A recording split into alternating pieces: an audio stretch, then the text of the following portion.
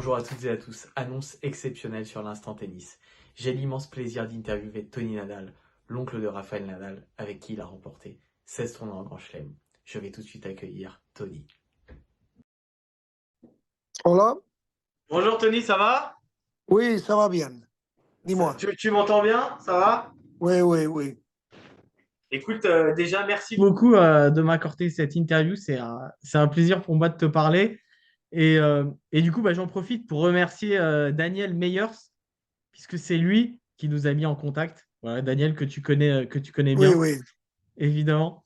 Euh, alors, on va commencer l'interview. Déjà, dans un premier temps, je voulais te demander quels étaient les joueurs qui t'ont fait rêver quand tu étais plus jeune. Bien, quand j'étais jeune, le joueur qui me fait rêver, il est Ilie Nastase. Surtout Ilie Nastase. Après, il y avait aussi Panata que j'aime bien, mais Ilie Nastase, c'est le joueur pourquoi je jouais à tennis.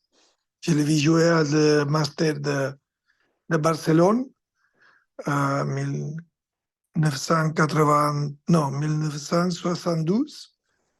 Il a fait le final contre Stan Smith et d'ici je commence à aimer le tennis. Très bien.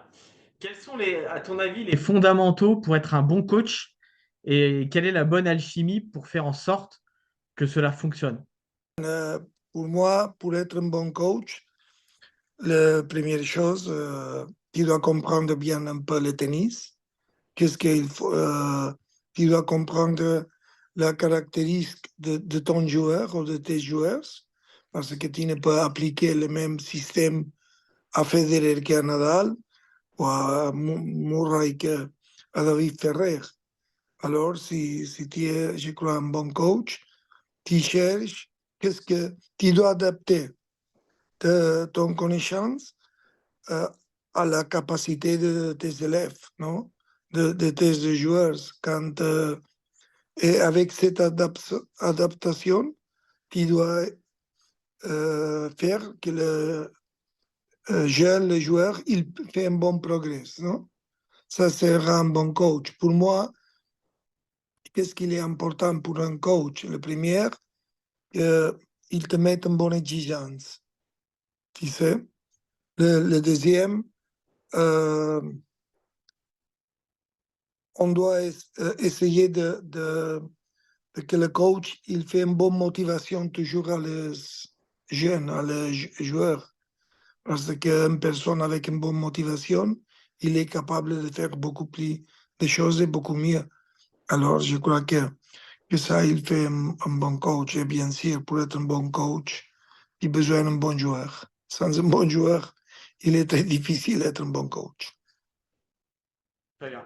Le tennis, c'est un sport très complet. Ça combine beaucoup de choses, physiquement, mentalement, techniquement, tactiquement.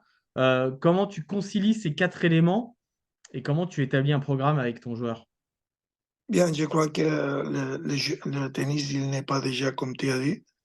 Pratiquement, il n'y a pas presque tactique parce que tu dois frapper la balle le plus fort possible. Et quand tu frappes la balle le plus fort possible, l'adversaire, il ne peut faire beaucoup. Et c'est pour moi, le tennis, il était beaucoup mieux avant que maintenant, tactiquement, non?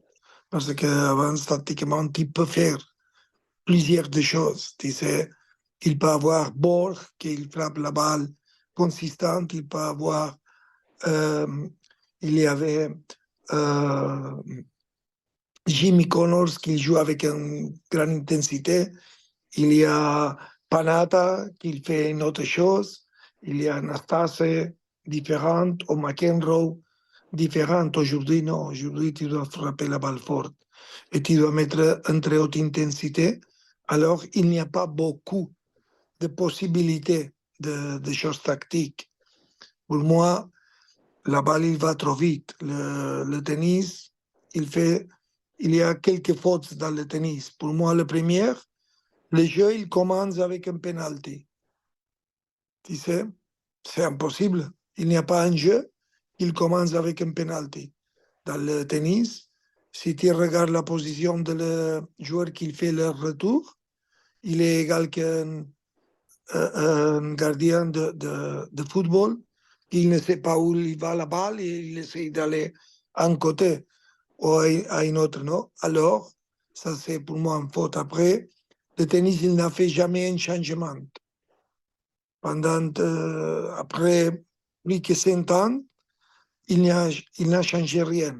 Il a changé le matériel, il a changé la grandeur des joueurs et le tennis, il n'a changé pas. Alors, les sports de tennis, je crois que c'est presque l'unique qui l'a changé. Le football, il a changé les règles, le golf, avec la potence de les joueurs, il a fait que le fairway il est plus long.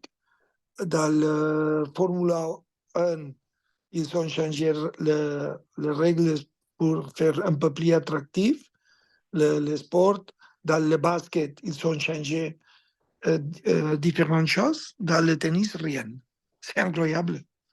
Et pour ça, je crois que le tennis, c'est un sport qu'il doit faire un changement. Et le changement, du coup, à toi, tu as des Pour idées comme moi, ça qui te il tiennent est très facile changer le raquette. Que le des raquette, raquettes? il est plus petite. Tu sais, si on fait le raquette un peu plus petite, ça, il va faire que le jeu il est plus difficile pour le professionnel, plus facile pour les amateurs. Tu sais, parce qu'aujourd'hui, les jeunes, ils veulent jouer à paddle, les jeunes et tout le monde. Pourquoi ils veulent jouer à paddle? Parce que le paddle, il est beaucoup plus facile. Alors, le paddle, tu peux commencer aujourd'hui et après une semaine, tu peux déjà jouer un tournoi. Dans le tennis, tu commences aujourd'hui. Quand une personne il a, je ne sais pas, 30, 40 ans, il commence aujourd'hui et pendant des ans, il ne peut mettre la balle dedans. Ça, c'est un mauvais sport aujourd'hui. Est-ce que tu penses qu'il faut aussi changer les surfaces? Euh, Les surfaces, pour moi, et n'est pas parce que Rafael a gagné à la terre battue, mais bien sûr, le surface qu'il donne plus jeu, où il y a encore un peu plus de tactique, c'est le terre battue. Je pense que l'herbe, sans le service, aussi il va être un très bon jeu. Mais avec le service, il y a trop de points que c'est seulement service, service, et ça n'est pas très joli pour moi, pour les spectateurs. Mais si le jeu dans l'herbe, on joue euh, avec un différent service, que le service il ne peut être trop décisif, je crois qu'il va être un très bon jeu. le rôle des parents dans le tennis. Voilà, on parle souvent, tu sais, du circuit junior, des tournois de jeunes, Mm. où les parents sont très présents. À quel point c'est parfois difficile, tu vois, de faire comprendre voilà, que le coach, il gère surtout la partie terrain, et comment justement tu inclus les parents dans le projet avec ton joueur. Non, mais je crois que c'est normal que les parents ils sont proches de ses filles, de son fils ou de sa fille. C'est normal parce qu'un parent, il doit payer beaucoup pour son fils de voyager, d'aller ici ou d'un autre côté, de payer le coach, les entraînements, tout. Alors c'est normal que le parent il est là. Beaucoup de fois, le coach, il ne veut savoir rien de le parent, mais moi, j'ai fait toujours différent. Et une fois, ils me sont demandé qu'est-ce qu'on doit faire avec le parent. Et j'ai dit, je ne sais pas ce qu'on doit faire, mais je sais que ce que je fais. La première chose, je remercie à les parents qu'ils me portent son fils à l'entraînement, non? Après, bien sûr, si le parent il est fou et il commence à être toujours là et il va avec une direction totalement contraire à moi, alors on doit changer le coach, bien sûr, parce que comme ça on ne peut travailler. Mais je comprends que les parents, ils sont dans le tennis, ils sont proches de ses filles et ils veulent le mieux pour ils, alors, pour moi, c'est pas, jamais j'ai eu un problème avec des parents. Je parlais clair à toutes. Bien, c'est normal que tu aies une vision, moi une autre, mais si nous avons une vision totalement contraire, on ne peut travailler ensemble. Si nous avons une vision pareille, on peut travailler ensemble. Sur Rafa, tu as vécu énormément de choses, évidemment. Tu as beaucoup fait évoluer son jeu tout au long de sa carrière. Comment vous avez travaillé les axes de son jeu? Mais il y a une chose que c'est pas Raphaël qui l'a seulement ou que je fais évoluer. Il était très simple. Toute la vie, quand Raphaël il était petit, je voulais avoir objectif pour Raphaël, non? Quand il arrive le futur, non? Gagner Roland Garros, être numéro un, ou gagner Wimbledon, ou gagner l'Open de l'Australie, ou je ne sais pas. Mais il y avait un objectif qui est toujours beaucoup plus important que ça. L'objectif principal qu'il a eu toujours Raphaël était améliorer, tu sais, essayer de faire les choses chaque jour un peu mieux. Et ça, c'est ce qu'il a essayé Raphaël chaque année, chaque jour, chaque semaine ou chaque mois, essayer de faire les choses un peu mieux. Comme que c'est impossible de faire les choses parfaites. Toujours il y a marge pour progresser. Et ça, mais ça, il a fait Raphaël, il a fait Federer, il fait Djokovic, il fait tout le monde qu'il veut rester beaucoup de temps à la première place. Et encore une autre chose, pour moi, c'est incroyable aujourd'hui faire les choses égales qu'hier et demain égales qu'aujourd'hui. Si j'aime ce que je fais, j'essaie de faire les choses un peu mieux. Et ça, il n'arrête jamais. Raphaël, il a essayé quand il avait 12 ans, 13, 15, 20, 25, 35. Tu sais, il y a un moment que, bien sûr, que va être très difficile d'être très bon, mais on doit essayer toujours. L'énergie de Rafa avant de rentrer sur le court, c'est quelque chose qui préparait lui ou ça a toujours été naturel finalement chez lui dans sa nature? Non, je crois que c'est une chose que nous avons travaillé beaucoup quand il était jeune. Quand Raphaël il était jeune, j'ai analysé ses caractéristiques physiques, mentales et techniques. Et avec ça, j'ai fait une disposition de jeu, non? J'ai fait un jeu. Et quand Raphaël il était très petit, pour son caractère, je pensais son jeu il doit être semblant à Jimmy Connors. À la même intensité, mais bien sûr différent parce que nous jouons à terre battue, alors on doit jouer avec spin, non? Alors, toute sa vie, depuis que Raphaël il avait, je ne sais pas, 8 ans, 9 ans ou 10, j'ai entraîné Raphaël en pensée comme il doit jouer quand il était plus grand, non? Et toute la vie, il a fait le même. Et je disais quelques rules, quelques règles pour lui très simples. La première, il n'y a pas de balle égale. Alors tu te dois bouger tout le temps. Jamais il te va venir un balle et le prochain exactement égal. Tu dois bouger les jambes. Tu dois entrer et sortir tout le temps. Entrer et sortir, parce que comme ça, tu fais une bonne activité de jambes, tu vas chercher la balle. Et après, une autre, c'est tout ce que tu peux frapper avec le coup de droite, pas frapper avec le coup de revers. Comme ça, je, je, je ne sais pas le mot en français, mais comme ça, j'ai trouvé la solution pour que Raphaël il est toujours en mouvement et que Raphaël il joue toujours avec une bonne agressivité de balle. Parce que bien sûr, si tu vas chercher à la position de revers, tu vas chercher la balle avec ton coup de droite, tu dois faire un coup beaucoup plus agressif que si tu le fais seulement avec le coup de revers. Alors, il a fait ça depuis qu'il était petit, chaque jour, chaque entraînement, chaque tournoi. Alors, quand il arrive à être, je ne sais pas, 16, 17 ans, il est habitué à faire ça. Comment tu débriefais les victoires et les défaites de Rafa en finale de Grand Chelem? Comment j'ai Tu débriefais, tu faisais le point après ces matchs avec Rafa? Est-ce que tu le faisais tout de suite? Tu laissais un petit peu de temps avant d'en parler? Non, ça dépend, mais normalement, je préfère faire tout de suite parce que comme ça, j'ai dans la tête exactement tous les points, non? Et je sais ce qu'il a passé, les personnes qui l'attendent plus, après, il y a un moment que, mais bien sûr, ça, il change avec les ans parce que les joueurs, ils vont écouter chaque fois un peu moins quand ils sont à un très haut niveau, mais quand il était petit, quand il finit le match, je fais toujours une analyse de ce qu'il a passé, ce qu'il a fait bien, ce qu'il a fait mal, ce qu'on doit améliorer.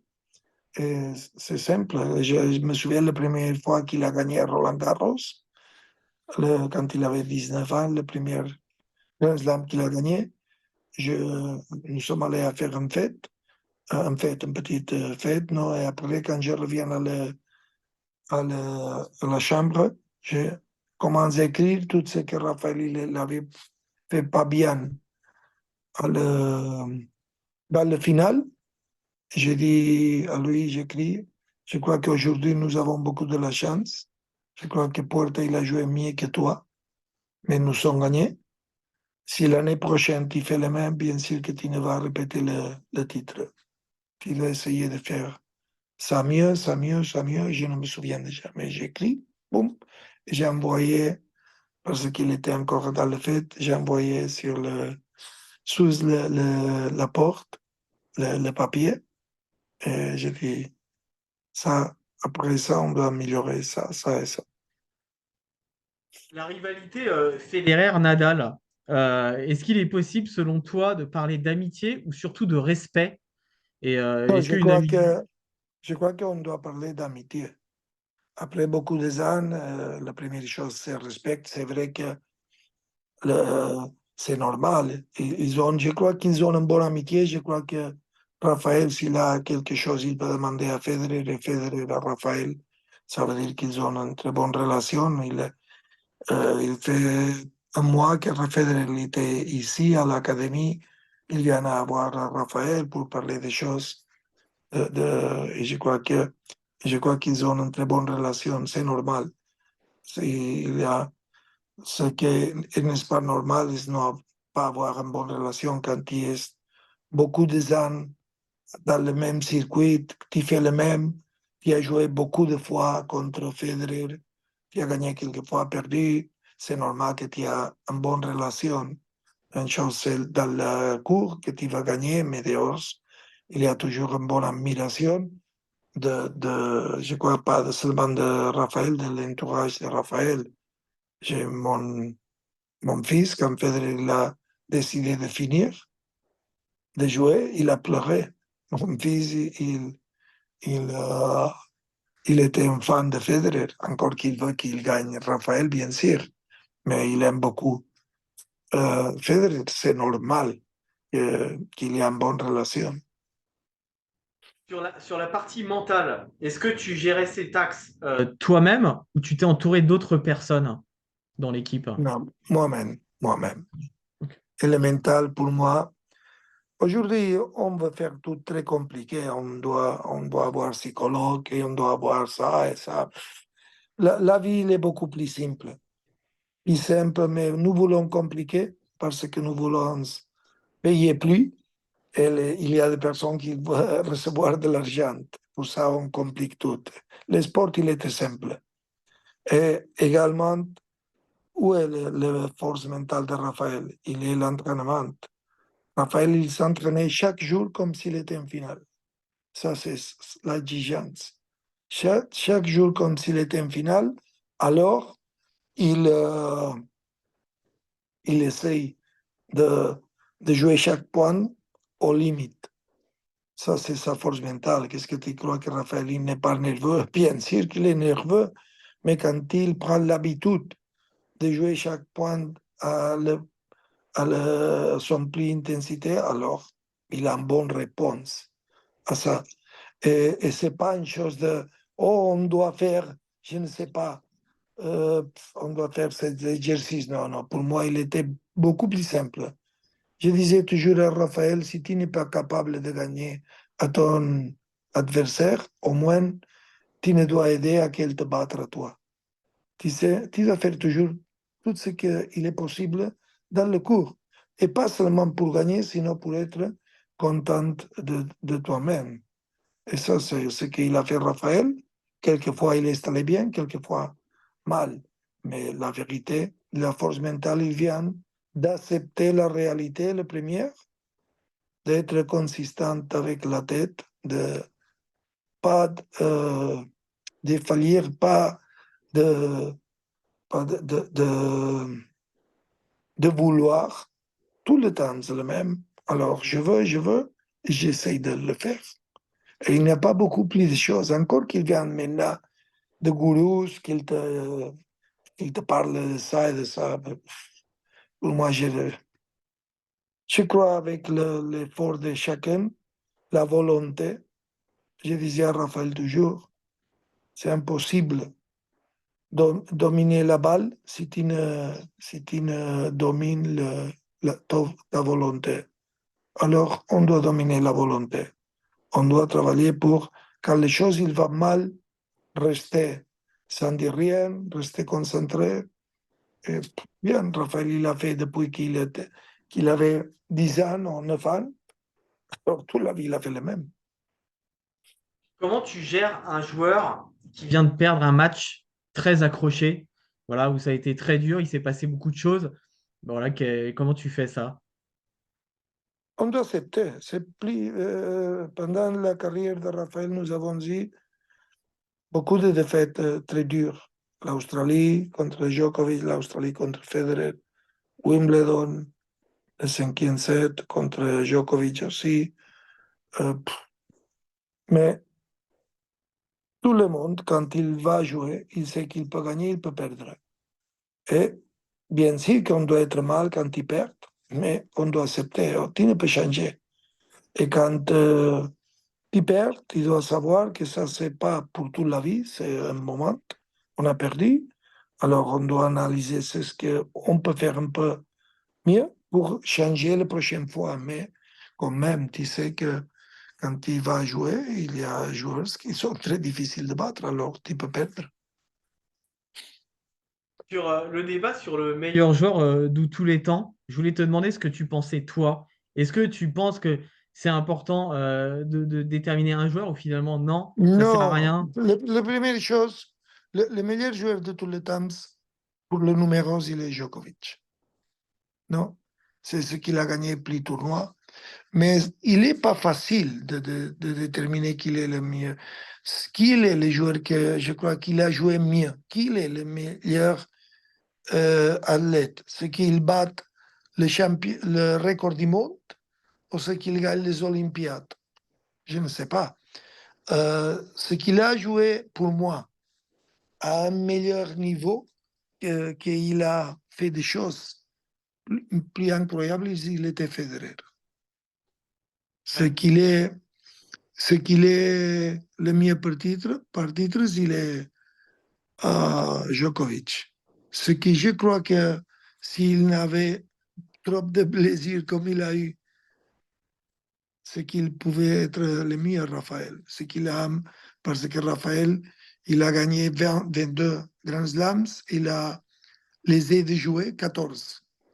Alors, de ces 14, s'il gagne quelqu'un, c'est possible qu'il gagne, il ne gagne Djokovic ou Federer et il gagne deux ou trois plus, alors je crois que ça. Mais quand même, il est important, non, je crois que n'est-ce pas, c'est bien de dire Djokovic, il est le mieux du monde de tous les temps, bien. Mais il est très difficile qu'il est le mieux de tous les temps. Pelé, Messi, Maradona, à chaque moment, et pour un, il va être Pelé, pour l'autre, il va être Maradona et pour l'autre, Messi. Mais il est très difficile de savoir et de pouvoir dire. Quelles sont selon toi les différences entre Nadal, Federer, Djokovic et les autres joueurs du top 10? Bien, il y a beaucoup de différences. Les personnes, ils pensent où est la différence? Quand tout le monde il joue bien, tout le monde il est très bon. Quand Medvedev il joue bien, il est très bon. Quand Tsitsipas, Zverev, euh, ils jouent bien, ou Alcaraz, il joue bien, ils sont très bons. Alcaraz, il est très jeune, on doit voir après s'il n'y a pas de différence et Alcaraz est encore mieux. Mais où est la différence? C'est quand les joueurs ils jouent mal. Quand ils jouent bien, tout le monde il gagne, ou presque toujours. Mais quand ils jouent mal, Federer il ne joue presque jamais mal, mais Djokovic et Rafael, ils gagnent presque toujours quand ils jouent mal. Les autres joueurs, beaucoup de fois, quand ils jouent mal, ils perdent. Tu sais? Et ça, c'est une petite différence. Après, je crois que peut-être ils ont un peu plus de compromis parce que la différence de la coupe, il n'est pas très grosse. C'est le coupe de Medvedev ou de Zverev, il n'est pas beaucoup moins bon ou sí, moins bon que le coupe de Djokovic ou de Rafael. Bien sûr que tous ces grands joueurs, Sinner, tous ont un très bon coupe. Après, être là tout le temps, ça c'est le difficile. Rafael il a gagné 14 Roland Garros, non? Ouais. Mais dans ces 14 victoires, il a eu beaucoup de jours qu'il a joué mal. Et encore comme ça, il a gagné. Ça, il est en différence. Et Djokovic égal quand il a gagné à l'Australie ou à Wimbledon. Pas toujours il a joué bien et il a gagné. Et les autres, ils ont besoin de jouer bien pour gagner. Quel est ton regard sur ces jeunes joueurs là, que tu as notamment cités, hein, Carlos Alcaraz? Quel est mon regard plus sûr? Ton regard sur ces jeunes joueurs qui a Carlos Alcaraz, Yannick Sinner, Holger Rune, qu'est-ce que tu en penses quand Bien, tu les vois jouer? je pensais que Alcaraz, il est le mieux. Tu sais qu'il est mieux que Holger Rune. Oh. Et avant, je pensais qu'il est mieux que Sinner. Alcaraz, il a tout. Il a un coup incroyable de droite, de revers, bon coup, très vite. Il arrive à presque à tous les balles. Et je pensais, maintenant, après la victoire de Sinner à l'Australie, je crois que Sinner, il est aussi bon qu'Alcaraz, non? Différente. Pour moi, Alcaraz, il fait encore un peu plus de choses, mais Sinner, il est plus constant. Et Sinner, il fait pas beaucoup de fautes et à un très haut niveau. Je crois que Rune, il est un peu plus, il n'est pas aussi bon que ces deux, pour moi. Dans ce moment, après, je ne sais pas si après quelques mois, avec l'aide de, de Baker, mais je crois que les autres deux, ils sont mieux. Dans ce moment, je pense. Mais quand même, Rune, égal, ça c'est pour tout le monde. Si Rune, Sinner, il fait 2 ans qu'il était bon, très bon, mais pas top, top, top. Et maintenant, il est top, top, top. Alors, Rune, il peut faire le même, mais dans ce moment, je crois qu'encore il n'avait gagné un Grand Slam. Je crois qu'il a gagné seulement un Master 1000. Et les autres, ils sont un peu plus forts encore que lui. Qu'est-ce que tu penses de la comparaison entre Carlos Alcaraz et Rafael Nadal? Parce qu'on l'a entendu beaucoup à la télé, dans des émissions. Bien, C'est quoi? la comparaison, les deux, ils sont espagnols. Les deux, ils jouent avec une haute intensité. Les deux, ils sont jeunes quand ils ont commencé à gagner Grand Slams. La différence, je crois que techniquement, il est mieux Alcaraz. Tactiquement, je crois qu'il était un peu mieux Rafael. Et mentalement, je crois qu'il était un peu mieux Rafael aussi. Mais on doit regarder, on doit attendre parce que la carrière d'Alcaraz, il a commencé. Il va avoir 21 ans, je crois. 20 ans, il est très, très jeune. Et je crois que il va, après 5, 6 ans, on va voir où il est Alcaraz et je crois qu'il va être très haut. Que penses-tu de l'évolution des mentalités chez les joueurs de tennis? sur le circuit? Je crois qu'il a une mauvaise évolution de la mentalité pour une chose très simple. Aujourd'hui, on vit un monde que nous voulons toutes les choses très, très vite, non? Alors, après, on vit un monde où tout il est étudié, non? Tu sais ce que tu dois faire dans ce moment, tu sais que tu dois faire le service ouvert ou le service. Tu as toujours les statistiques, tu as toute l'information. Tout ça, il va contre la mentalité parce que tu es habitué à voir toutes les choses contre, under control, non? Tu sais, c'est normal. Ça, mais la mentalité, il vient d'apprendre à souffrir. Souffrir, Ouais. ça c'est la mentalité. Et nous ne sommes pas plus habitués à souffrir plus. Tu sais, un jour, par un exemple de ça, je me souviens que j'étais à l'US Open avec Félix et j'ai une réunion avec les entraîneurs de l'académie. Et j'ai dit bien, l'année prochaine, parce que nous avons ces problèmes avec les jeunes de par leur capacité de souffrir. Et j'ai dit bien, non, on va faire une petite chose, qu'est-ce que c'est pendant la première heure, on ne peut boire. Tu sais, simple. Hein. On ne peut boire, comme ça, les joueurs, ils doivent être un peu. Et beaucoup de coachs, non beaucoup, non, quelques coachs et les nutritionnistes de l'académie, non, ça c'est fou, parce que ça c'est pas saluable. Ça c'est le problème d'aujourd'hui.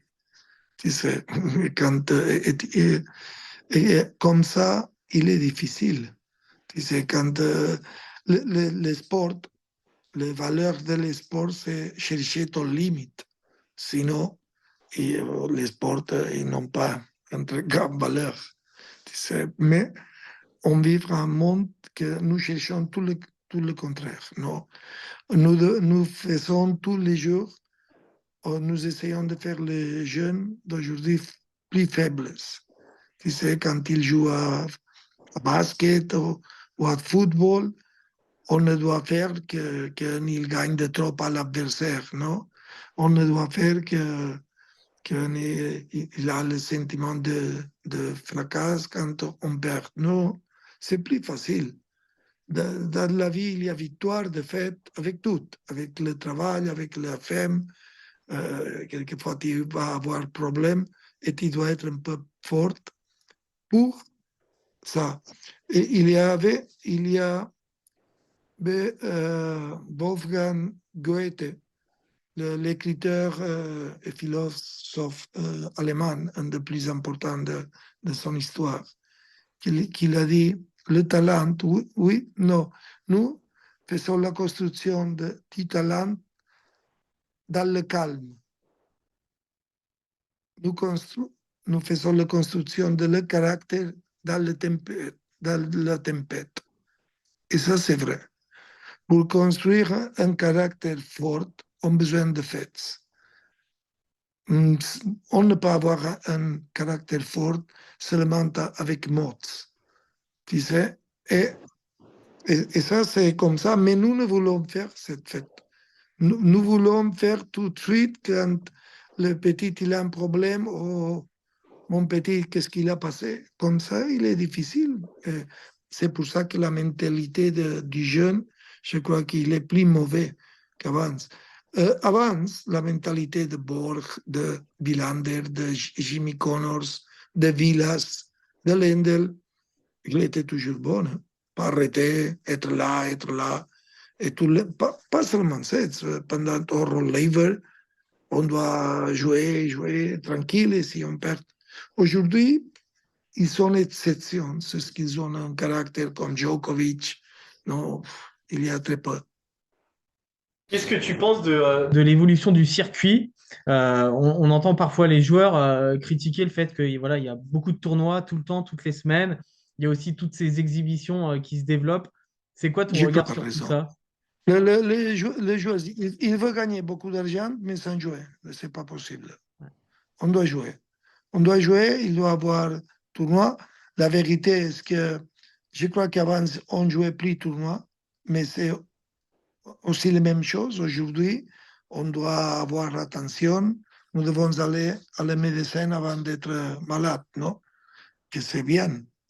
Mais quelquefois, c'est un peu trop parce que tu vas jouer. Le tennis, il est dur. Le tennis, quand tu dois aller à l'Australie, de l'Australie à Nouvelle-Zélande, de Nouvelle-Zélande, c'est dur. Tu dois accepter ça. Sinon, tu dois jouer à un autre sport. Mais je crois qu'il y a beaucoup de tournois, non? Tu as la décision de jouer beaucoup, non? C'est ton problème. Si tu ne veux jouer, si tu veux jouer 10 tournois dans l'année, c'est bien, mais les jouer à les autres qu'ils veulent jouer et qu'ils ont besoin de jouer plus. Pour moi, le normal du tennis, c'est jouer. Je ne sais pas combien de tournois, 20, 23, 24 tournois chaque année. Ils sont beaucoup. Je ne pense qu'ils sont beaucoup. Mais c'est vrai qu'ils ont fait une chose un peu plus difficile pour les joueurs, qu'est-ce qu'ils ont fait le tournoi plus long. Avant, il était seulement le Grand Slam, maintenant, India Wells, Miami, Madrid, tous ils sont un peu plus longs, alors tu as plus de temps dans la compétition. Est-ce que tu serais pour rendre l'arbitrage vidéo systématique sur tous les tournois, même sur terre battue, ou tu penses que non, il faut qu'il y ait les juges de ligne? Pour moi, il n'est pas très important ça. Hmm. C'est parce que dans le terre battue, il y a le marque, et tu sais, s'il est bon et out. C'est vrai que si tu perds un Grand Slam pour un bal, nous sommes perdus le Master de Miami, je crois, parce que le juge de ligne, il a fait une faute. Ils n'ont pas vu la balle, il était dehors. Nous faisons la finale contre Federer et Rafael. Je ne me souviens bien, mais il était dans le tie-break pour gagner le match. Il était pour changer 5-2, ou, je ne sais pas, ou facile, ou 6. Il y a un balle qui peut-être s'il fait, mais bien. C'est le jeu.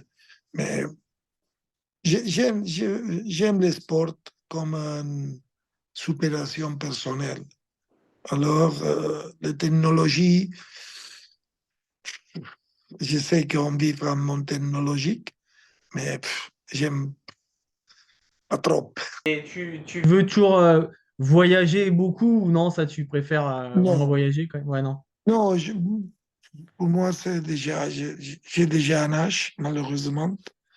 Euh, et je crois que pour les jeunes, pour tout le monde, je crois qu'on a besoin de jeunes. Je crois que je sais beaucoup plus de tennis maintenant qu'avant, non? Parce que j'ai regardé pendant tous les ans que j'ai regardé à Federer, à Djokovic, quand, avec Raphaël, et j'ai regardé ce qu'il passe les entraînements qu'ils font, David Ferrer, qu'il fait Murray, et j'essaie d'apprendre de tout le monde. Mais je crois que j'étais beaucoup mieux coach avant que maintenant. Tu sais, parce qu'avant, j'ai mis beaucoup plus d'intensité. Maintenant, alors, je crois que pour un joueur, c'est beaucoup mieux un jeune, pas trop jeune, parce que sinon, ils n'ont pas respect. Un joueur, il doit avoir respect pour le coach. Il doit vouloir écouter, mais sinon, je crois que je peux aider à quelqu'un avec mon conseil, mais pas avec être là avec l'entraînement parce que déjà, euh, je suis à une autre étape de ma vie. Et j'avais une question de Daniel Meyers qui m'a dit voilà, effectivement que tu étais à la GPTCA où tu es dans Oui, le board. Daniel me demande si tu penses que ce serait bien d'aider les coachs en leur facilitant la vie sur le circuit, les repas, les transferts, le prix des hôtels. Et voilà. oui, je crois que il est difficile parce que le tennis est un sport individuel et chacun il peut faire ce qu'il veut, non? Chacun il peut aller avec son père, ou avec son ami, et avec coach, sans coach, il peut faire. Mais je crois que c'est bien pour le sport quand il y a des coachs qui ont la qualification de coach de l'ATP. Je crois que c'est un peu mieux pour le sport. Il fait que le sport il est un peu plus professionnel, mais quand même, je te dis, c'est une chose qui est bien. C'est chacun, il peut faire ce qu'il veut, mais je crois qu'il y a des coachs, par exemple, quand une personne, il est comme Perlas, non, le coach espagnol, qu'il était 30 ans dans le circuit. Je crois que le circuit, il doit avoir quelques, il doit avoir quelques avantages dans l'ATP, non? Ouais. O Castellani, qu'il était beaucoup de ans, Piatti. Piatti même, que quand il va à un tournoi, c'est le même qu'il était une personne importante dans le tennis aussi, avec ses joueurs, ce qu'il a fait pour le tennis. Je crois que c'est ça. Et Et est-ce que pour le GPTCA, je crois que c'est bien de coach que je ne veux dire qu'on sait un peu plus, mais la vérité est que l'expérience que nous avons pris dans le circuit, tu sais un peu plus qu'est-ce que... Quand j'ai commencé avec Raphaël, quand Raphaël il a commencé, qu'il avait 15 ans ou comme ça, ou 16 ans que nous sommes commencé à aller au circuit, j'essaye de demander à des autres coachs, oh, qu'est-ce que c'est bien ici, qu'est-ce qu'on doit faire. Alors, ça, c'est un avantage que maintenant nous pouvons donner à le prochain coach. Et est-ce que ouais, tu peux nous parler un petit peu du rôle du GPTCA pour les gens qui ne connaissent pas? Non, le GPTCA, c'est un rôle de formation de coach où il y a une formation pas seulement technique, parce que la technique, chacun, il le sait. On doit finir le coupe comme ça, on doit faire cet mouvement. Mais il y a une évolution de le tennis. Il y a chose que, la vérité, quand tu as passé beaucoup de temps dans le circuit et quand tu étais à un autre niveau, tu as vu des choses différentes. C'est pas la même chose de quand tu vas à un tournoi et tu perds au premier tour et tu vas avec un joueur qui était le descend du monde. Bien, peut-être tu es un très bon coach, mais tu n'as pas eu la possibilité de vivre des choses très importantes. Quand tu as la possibilité, il y a des coachs qui ont eu la possibilité de vivre ça et ils ont une connaissance après beaucoup d'années d'être avec cette joueur ou avec l'autre ou de regarder cette et l'autre joueur. Alors, je crois que ça, c'est une expérience que nous essayons de donner à le coach qu'il veut se préparer pour être dans le circuit. La vérité est que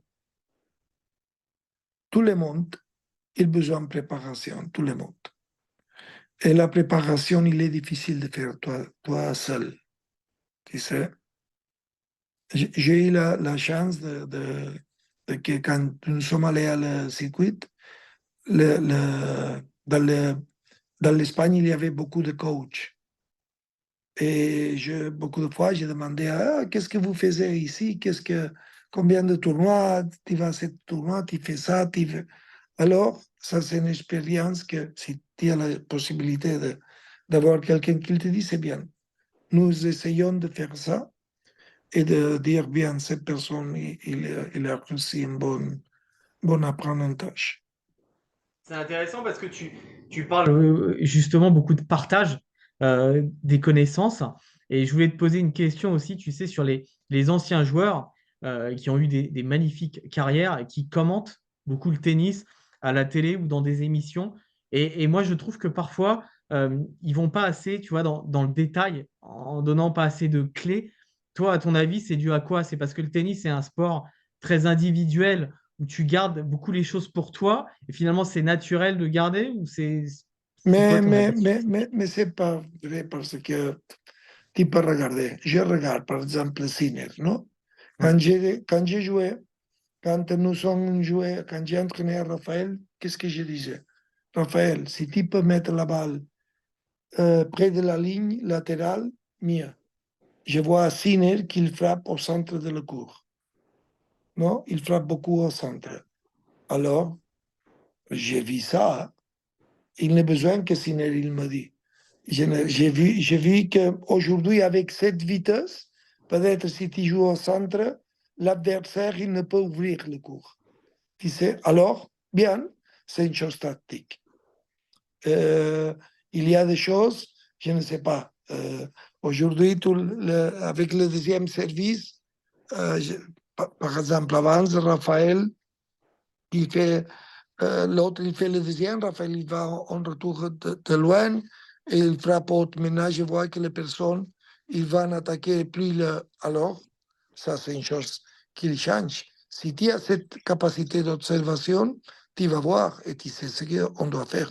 Garder les choses pour toi, il n'y a pas très grand secret pour être très bon. Hein? Non, il n'y a pas un miracle, non. Et sur les règles du tennis, est-ce que tu penses qu'il faut raccourcir les matchs? Est-ce que tu penses qu'il faut faire évoluer des choses Non, ou pas spécialement? Non. pour moi, il y a une chose qui est très importante. Ça, c'est un sport que tu veux faire un spectacle, tu sais, parce que tu veux que les personnes viennent à jouer, à voir le spectacle. Tu vas faire le spectacle qu'il n'est pas ennuyé. Le spectacle doit être fun, non? Je ne sais pas qu'est-ce que c'est. Amusant, non? Ouais, je vois. Euh, euh, alors, qu'est-ce que le jeune, il préfère? Quand il regarde dans l'iPad, les meilleurs 25 points de l'année, jamais il est Nice. Jamais. Ah, Nice, non, jamais. Les 25 points meilleurs, normalement, ils sont points longs. Ouais, c'est Ou, vrai. Ouais. et si le point, il peut avoir un amorti, un lob, plusieurs choses, normalement, il est mieux. Et s'il finit avec un très bon coup, encore mieux. Alors, tu dois essayer que le jeu il va dans cette ligne pour moi. Parce qu'on doit faire un spectacle. Le, le président de l'ATP ou le directeur de l'ATP, j'ai parlé avec ils quelquefois. J'ai dit, ça, c'est pas égal que le foot. Le foot, je ne sais pas de quelle équipe tu es, mais moi, je m'en vais à voir Real Madrid, Barcelone, et c'est bien, non? Dans l'Espagne, nous voulons voir Madrid et Barcelone, les très bons. Et chacun de l'Espagne, il veut voir l'équipe de sa ville, non? Mais dans le tennis, tu ne joues presque jamais à ta ville. Il va jouer, David Ferrer, il va jouer à Canada. David Ferrer, qui était le numéro 3 du monde, ou le 4, et quand il joue contre le numéro 15, ou bien tu fais un spectacle très bon, ou bien ils n'ont pas un très grand intérêt. Toujours tu as intérêt à voir à Federer, à Djokovic ou Alcaraz, mais pour avoir intérêt pour voir le numéro 15 du monde, tu dois faire un bon spectacle. Sinon, c'est difficile que les personnes ils ont cet intérêt pour aller voir ces joueurs. Et pour ça, je crois qu'on doit faire que le spectacle il est un peu plus émotionnel. Tu sais? Un peu plus émotionnel et du coup, quand tu dis ouais, émotionnel, tu penses à quoi par exemple? Non, plus spectaculaire. Ouais, Émotionnel, il est quelquefois avec le résultat final, non? Mais on ne doit attendre seulement le résultat final. Je crois que le jeu, égal s'il est bon et s'il est moins bon, il n'est pas très important. Ce qui est important, c'est que quand tu vas là, tu vois des autres choses. Par exemple, Kyrgios, il te fait des autres choses. C'est vrai qu'il fait beaucoup de services, mais il fait des autres choses. C'est bien pour le spectacle. Mais je me souviens quand il regarde un match de Jimmy Connors, McEnroe, il était spectaculaire. Il va en balle ici, en balle là. Aussi, je m'en vais un peu plus loin. Roll il est un star. Tu peux voir aujourd'hui, avec la vitesse de la balle, que je ne, presque beaucoup de fois je ne vois la balle, il est difficile de, de voir une chose spectaculaire, non? Parce que je vois seulement un très bon coup, un boum. Alors, pour moi, ça, c'est pas très bon. Ouais, tu voudrais qu'il y ait plus de variété, ouais, plus peut-être ralentir Oui, aussi un pour peu le moi, jeu. c'est un peu. On doit chercher un peu plus de variété pour faire. Qu'est-ce qu'ils ont fait à la Formule 1? La Formule 1, ils ont cherché des choses parce qu'il y a plus avancement, non? Ouais. Parce que sinon, il est rien. Dans le foot, qu'est-ce qu'ils ont fait? Dans le foot, après le, le mondial de l'Italie, 1090, je crois, le mondial de l'Italie, qu'est-ce qu'il a passé? Le, le résultat, ils étaient 1-0, 0-0. Quand le défense il a un problème, il donne la balle à le gardien. Le gardien, il prend la balle avec les bras, il attend, il commence autrefois. Alors, le spectacle, il était très pauvre. Hein? Pauvre, ouais, ouais. Qu'est-ce qu'ils ont fait? Ils ont fait, bien, trois choses. 3 points pour la victoire. Hop, ça, il a changé. Tu vas chercher la victoire. Après, le yellow card. Avant, tu frappes beaucoup à les jambes de Maradona et tu joues non. Maintenant, si tu frappes trop, dehors, tout de suite. Alors, ça veut dire que le bon joueur, il peut jouer plus. Et après, tu ne peux donner la balle à le gardien. Non? Le gardien, il ne le peut prendre avec les bras, avec les mains. Ça, il a changé beaucoup le foot. Dans le tennis, nous faisons ça. Et le spectacle, pour moi, il n'était pas très bon. Pour voir un bon match, l'autre jour que j'ai vu la finale de l'Australie, il était un bon match. Mais beaucoup de balles au centre, non? Quand tu vois un rallye de Djokovic et Federer, la balle, il va d'ici là, ils font plusieurs choses. Aujourd'hui, avec cette vitesse, il est difficile. Je ne dis qu'ils font ce qu'ils doivent faire, mais je crois, pourquoi les personnes ils aiment voir Federer?